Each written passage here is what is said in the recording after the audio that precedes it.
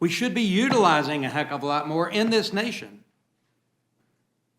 to generate power. Instead of picking winners and losers in the marketplace and throwing all the IRA money at green initiatives, we can improve the quality of life and standard of living of people around the globe with U.S.-produced natural gas exported through the export terminals that this administration wants to ban, because an indefinite pause is a ban. It's a ban on future investment, and it puts so much uncertainty around the globe. We want to talk about uncertainty, the uncertainty that my Republican friends are creating because of this game they're playing with not only Ukraine's security, but the world security. And then you have a presidential soon-to-be nominee that everybody seems to be infatuated with on the Republican side, who jokes about, if NATO countries don't do what I want them to do, then Putin can have at him, do whatever he wants to them. So you want to talk about uncertainty in the world right now? There's that old saying, physician, heal thyself. And I would urge my colleagues that we have to get back to a point where, we actually bring these important issues that do create certainty in the world to the floor and let the House actually work its will and let people have an opportunity to vote yes or no. And instead, we have a small group of people on the fringe, the extreme right wing, who are calling the shots.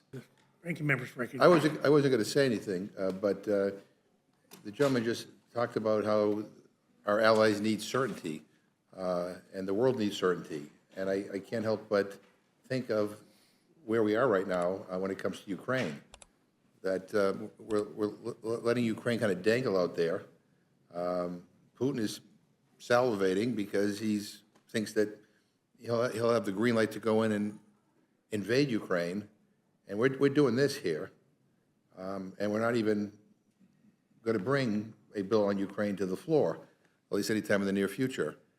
Originally, it was we're not going to bring a bill on Ukraine to the floor unless we had a bill to address some of the crisis at the border. Republicans, mostly Republicans, with Democrats, came up with a suggestion over in the Senate, which was dead on arrival here, and we were told that you don't need new laws to fix the border. So that excuse seems to have gone away. And now we hear the Speaker say we want the House to work its will.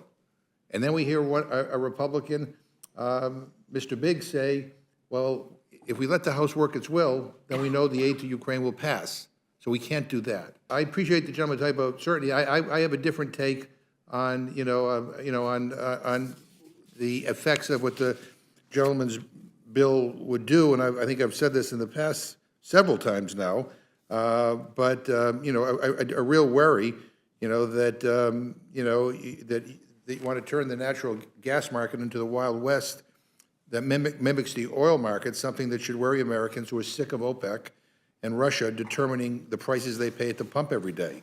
Republicans talk a big game on China, but this bill actually helps China and other adversaries who rely on American LNG imports. But again, if we're going to talk about creating certainty in the world, there's some other things we ought to be doing right now that, quite frankly, are very, very urgent.